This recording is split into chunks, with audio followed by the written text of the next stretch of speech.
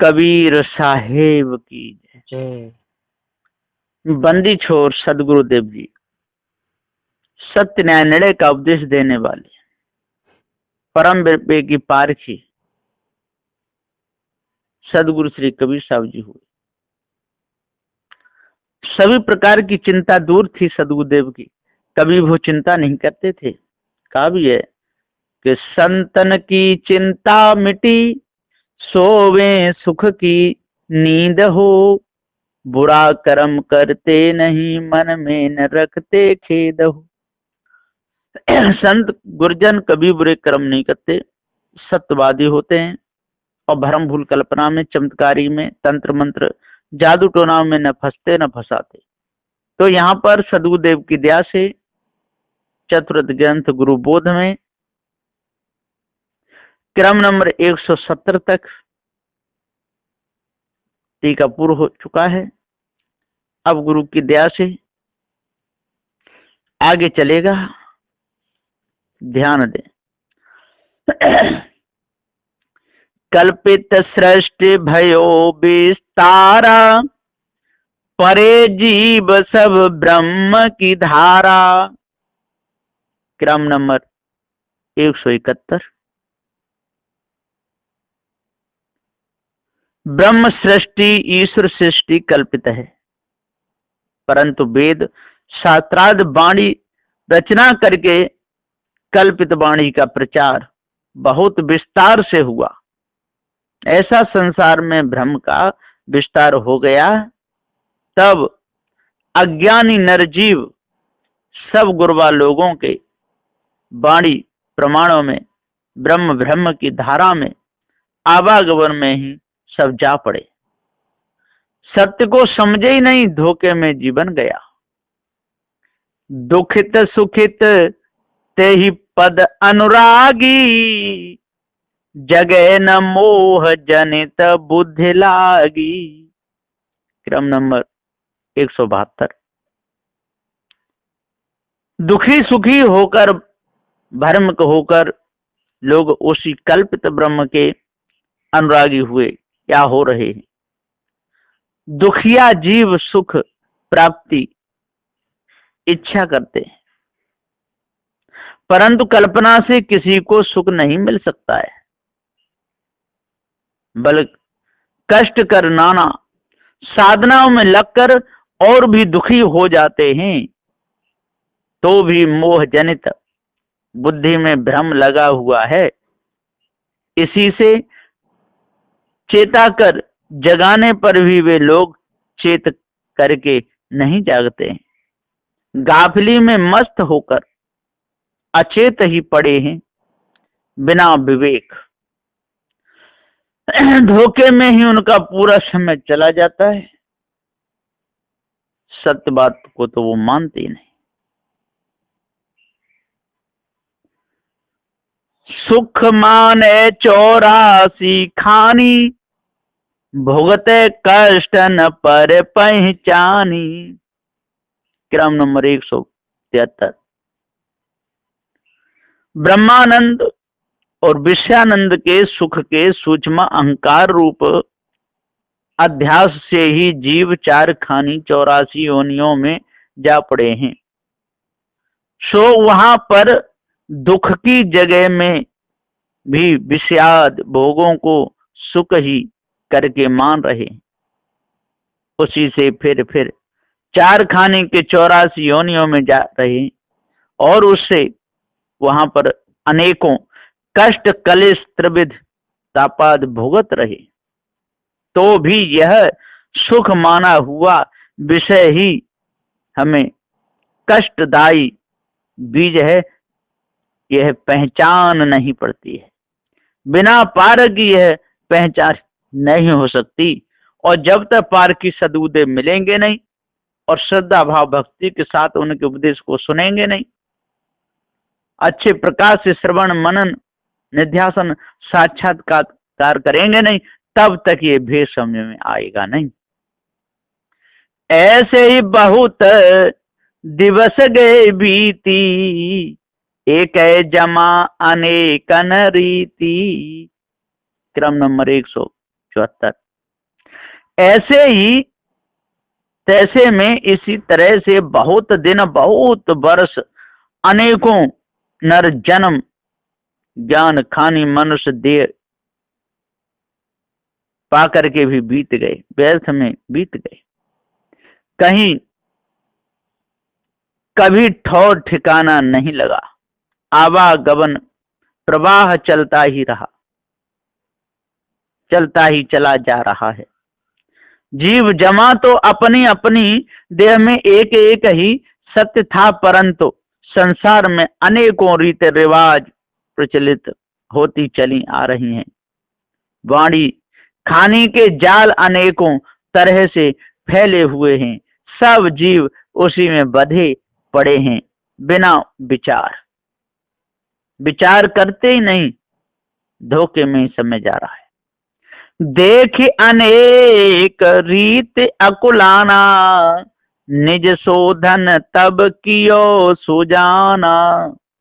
क्रम नंबर 175। अनेकों रीते मतांतर, नाना सिद्धांत, पंथ, ग्रंथ, उन सब में अनुमान कल्पना ही भरी हुई है। देख करके शुभ संस्कारी मनुष्य घबरा करके व्याकुल हुए कि इस तरह से जीव का कल्याण कैसे होगा। तब सब तरफ देख सुन करके सत्यासत्य का निर्णय करके स्वयं निज स्वरूप का शोधन किए। सच्चे जानकार पूर्ण संस्कारी होने से उन बुद्धिमान नरजीवों को मैं शुद्ध ज्ञान स्वरूप हूँ।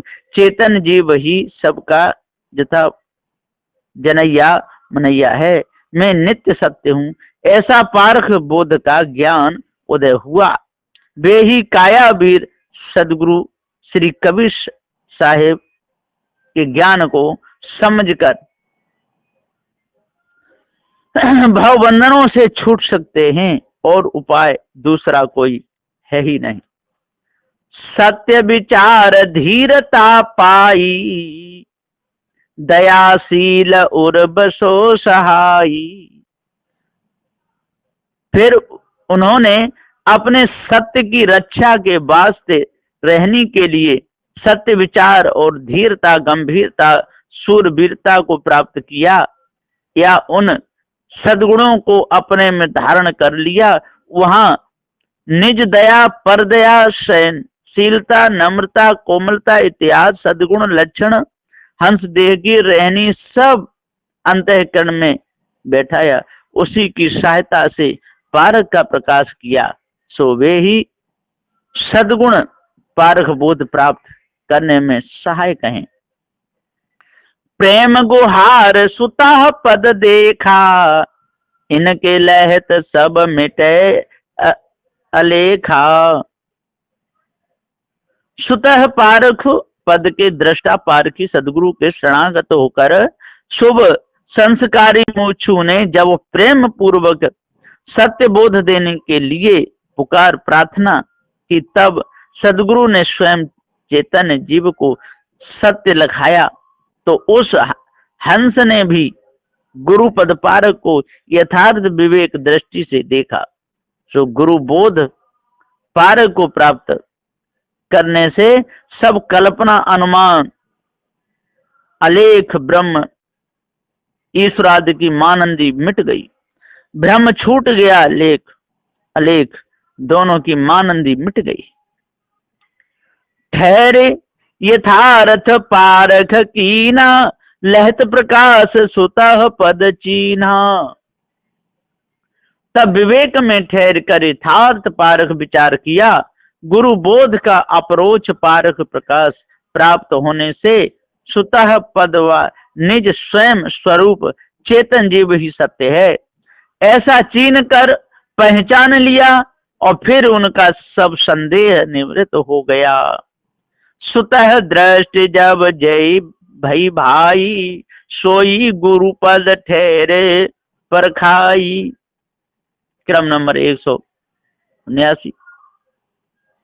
इस तरह हे भाई, अनेकों शुभ संचित ज्ञान संस्कार के प्रताप से स्वयं चेतन जीव सत्य है, ऐसी पारख दृष्टि जब जिसको हुई, या हो जाती है।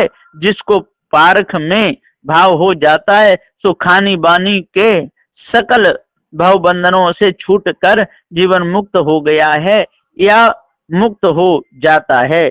सोई पारखी संत सदगुरु के पारख पद में ठहर कर स्वयं निर्भय होकर दूसरे जिज्ञासुओं को भी सकल जाल परखा देते हैं और स्वयं जीवन मुक्त होकर दूसरे को भी मुक्त कर देते हैं। पारख में ठहरे बुद्धिमंता देख दशा निज नाय नहंता। क्रम नंबर 180। कोई तीव्र बुद्धिमान निष्पक्ष मुझ ही सदगुरु के सत्य सिद्धांत का पारक पद में ठहर करके और जो कोई पारक स्वरूप में ठहरे हैं या ठहर गए सोई बुद्धिमान पारखी सत्य न्यायी संत होते हैं। ऐसे पारखी संत निरभिमानी परिणामदर्शी परीक्षक होते हैं। इसलिए अपने शुद्ध भेष शुद्ध वाणी शुभाचरण हंस गुण लक्षणों की धारणा मुक्ति स्थिति की दशा देखकर किसी तरह की हंता ममता वे नहीं रखते हैं। उनमें कोई हंता नहीं रहती है। दोष विकारों से वो अलग रहते हैं। मन माया कृत जे जे जाला जीव दृष्ट निज दीन दयाला।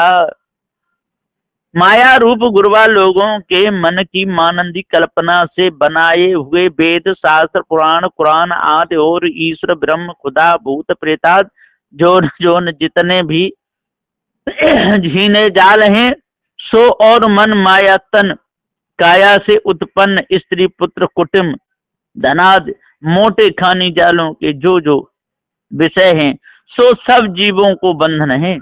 ऐसा यथार्थ भेद बतला करके नरजीवों को यथार्थ पारक दृष्टि दिखा दिए वे ही दीन दयालु सदगुरु हुए अथवा सब जाल परखने की परीक्षा दृष्टि निज स्वरूप का ज्ञान जिनको हो गया वे ही दीन दयालु पारखी सदगुरु हुए। ताते नाम दयाल कहाए जीव निज पद आप लखाए। क्रम नंबर 182। इसीलिए उन विवेकी पारखी संत का नाम दयालु या दयालु कहा गया है। दीन दयालु नाम से कहलाए और अधिकारी मुछु नरजीवों को निज पद पारक को लखाए। पारक को स्वयं जानकर अन्य जीवों को भी निज पद लखा दिए। लखे बचन ताते जो जीवू सो गुरु सो शिष्य साधु सो पीबू। क्रम नंबर 183। सो नरजीव ऐसे पारखी सदगुरु के शरण सत्संग में जाकर उनके सत्यासत्य निर्णय की गुरु मुख वाणी को लख लेते हैं या समझ लेते हैं। सो चेतन जीव निज स्वरूप ही सद वस्तु है ऐसा जान जाते हैं। बोधवान सत्य निर्णय के उपदेश दाता सब कल्पनाओं को परखाने वाले सारा सार लखाने वाले पारक प्रकाशी हो सो सोई सदगुरु बंदी छोड़ हैं। और हे शिष्य ऐसे सदगुरु के सत्य उपदेश को जो ग्रहण करते हैं धारण करते हैं आज्ञा पालन करते हैं तन मनाद निछावर कर गुरु पद में दृढ़ रहते हैं सोई सत शिष्य मुछु मुक्ति के अधिकारी होते हैं। साधु भेष त्याग वैराग में ही पारखी सदगुरु रहते हैं। सो सब साधुओं के श्रेष्ठ साधु पति या स्वामी हैं। सोई साधु के पीयू प्यारे पिया हैं।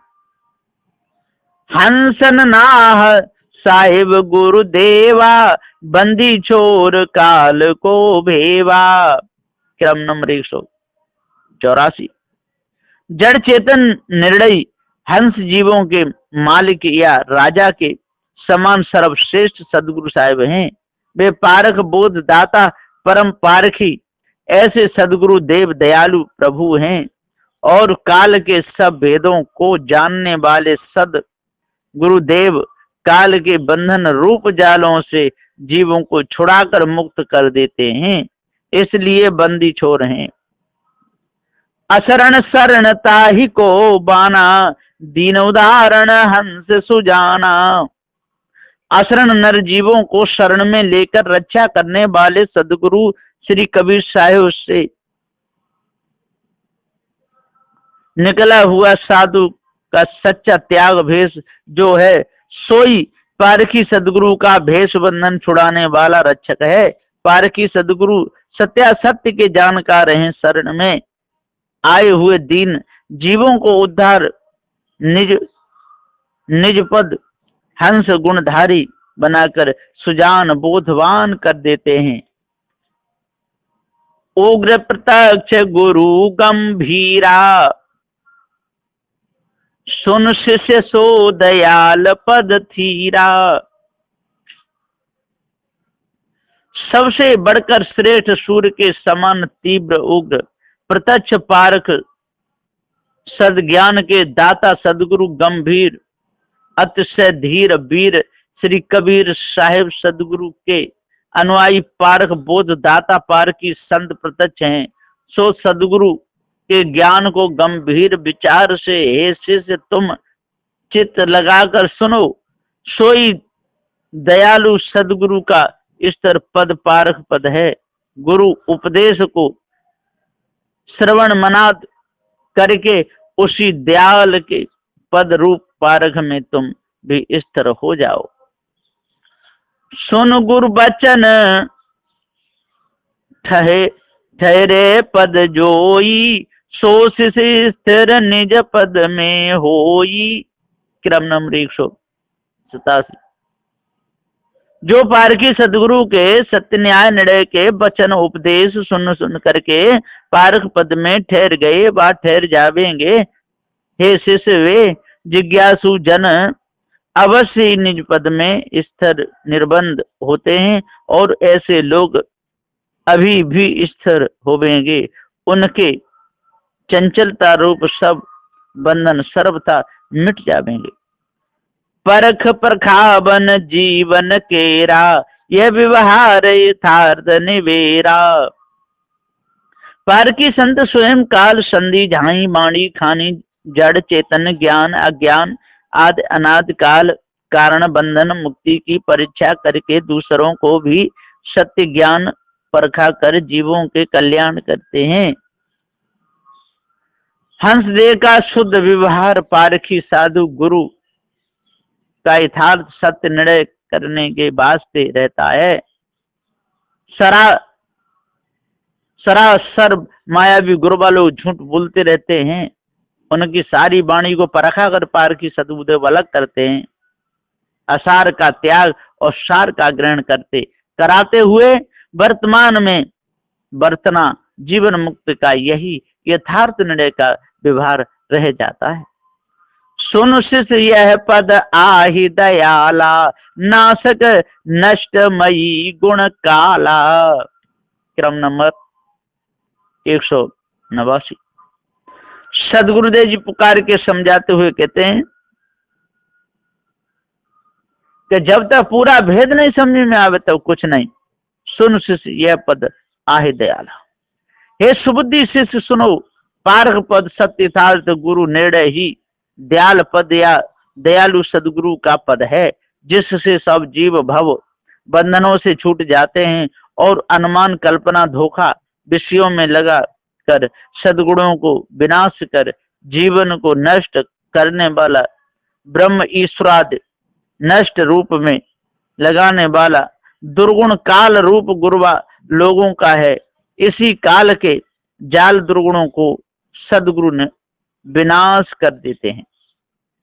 परख जथारथ ज्योलो न पावे, तोलो कस दयाल पद पावे। जब तक नरजीव सत्य यथार्थ स्वरूप ज्ञान पारख बोध नहीं पाते हैं, तब तक कल्पना आदि काल के बंधनों से छूट नहीं सकते।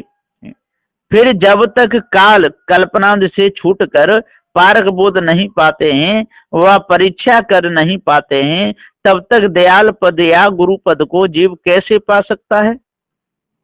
पक्षपात और कल्पना को परख कर छोड़े बिना गुरु पद की प्राप्ति नहीं होती है। गुरु पद की प्राप्ति हो तब ये सारे जाल मिटते हैं, नहीं तो मिट नहीं सकते हैं। धोखे में सारा समय चला जाता है।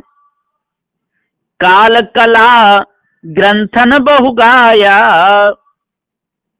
सत्य शब्द गए गुरु बताया। काल की कला कल्पना बहुत प्रकार से वर्णन करके वेद शास्त्रादि ग्रंथों में गाई गई है या कही गई है। उसी में सब लोग बिना विचारे भूल रहे हैं और पारखी सदगुरु ने तो सत्य को निर्णय करके सार शब्द से सत्य ठहराया। गुरु मुख निर्णय को ग्रहण करके जीव ही सत्य है और मानंदी असत्य है, ऐसा समझाया है। सदगुरु ने पारख ज्ञान को यथार्थ रूप से बतलाया है। अर्थात काल कला जो ग्रंथों में बहुत प्रकार से गाई है, गुरबा लोगों ने नरजीवों को उसी में भरमा कर भुला दिया है। परखो काल कला यह जिया, परख में तो तासु गुण किया। हे नरजीवो, गुरु सत्संग में विचार करके बीजक के सत्य सिद्धांत को ग्रहण करो। काल ने इन जीवों पर जो कला कल्पना डाली है उसको परखो, अपना हृदय साफ करो और उन गुरुवा लोगों की कल्पना किए हुए भक्ति योग ज्ञान त्रिगुण प्रपंच तथा काम क्रोध मोहाद सबको परख कर मेट डालो या विनाश कर दो, तब तुम्हारी स्थिति होगी, सो जानो। काल दयाल के उदय, काल दयाल के उभय गुण कहे हुए यथार्थ प्रसंग। अब जो शंका रही चित पूछो शिष्य निशंक। राम नाम 193। सदगुरुदेव जी पुकार के समझाते हुए कहते हैं, अर्थात काल कल्पना गुरबा स्त्री आदि और दयाल सदगुरु दो प्रकार के भिन्न भिन्न गुण प्रसंग के अनुसार यथार्थ वर्णन करके कह दिए। अब जो शंका चित्त में रहियो सो हे शिष्य तुम निसंकोच भाव से पूछो, जिससे तुम्हारी सकल शंका निवृत्त हो जाएगी। ऐसा पारखी सदगुरु ने कहा, क्योंकि प्रसन्न साथ में शिष्य ने कहा था कि चित्त में शंका रहते हुए भी पूछने में अत्यंत संकोच होता है, बिना पूछे बोध भी नहीं होता है। इसी वास्ते यहाँ पर उत्तर पूरा करके फिर पूछने के वास्ते संदेह संकोच छोड़ने को सदगुरु ने शिष्य से कहा है। शिष्य प्रसन्न सितार 8 खंड 15 चौपाई भाग 8। काल दयाल उभय गुण स्वामी, बरणहु जानेउ अंतरयामी। सदगुरु की अनुमति पा करके शिष्य प्रसन्नता के सहित प्रसन्न प्रकट करके कहने लगा कि हे स्वामी, आप तो हमारे हृदय के भाव को जानने वाले और अंतर्यामी हो। आप काल और दयाल दोनों के गुण लक्षण वर्णन करके जो समझाते हैं सो मैं भी अब आपकी दया से जान लिया। काल जाल को बहु विस्तारा, तब मुख लखे यथार्थ विचारा। ओहो, काल जाल का तो बहुत विस्तार से फैला रहा। मायावी गुरुवा लोगों ने कितना दंड मचाया, सो आपके गुरु मुख से निकले हुए सत्य उपदेश को श्रवण मनन करके यथार्थ विचार को मैं भी अब बहुत कुछ लख लिया हूँ। उसी का सोच विचार भी मैं कर रहा हूँ। और जाल गुप्त बहु तेरा, सो पूछब सब परे निबेरा। शिष्य कहता है कि हे गुरुदेव, परंतु और भी बहुत तेरे गुप्त जाल का भेद समझाना तो अभी बाकी ही है। मोटे जाल की बात तो मेरे समझने में आ गई है, किंतु झीने जाल तो और भी बहुत तेरे बाकी पड़े हैं। अब निर्णय से मुझे जैसे जैसे समझ बढ़ती जाएगी वैसा वैसा सो भी मैं पूछता जाऊंगा।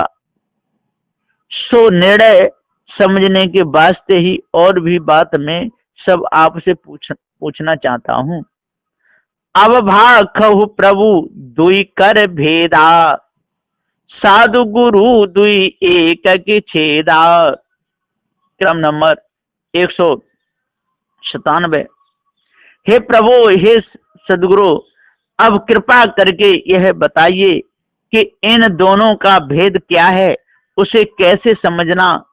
कौन से दो के साधु और गुरु ये दो जो हैं सो कहने मात्र शब्द दो हैं, या वास्तव में भी वे दो हैं, अथवा दोनों एक ही हैं, या भिन्न भिन्न अलग अलग हैं, सो कहिए। यह साहेब कछु जान न जाई, कहो यथार्थ न्याय बिलगाई।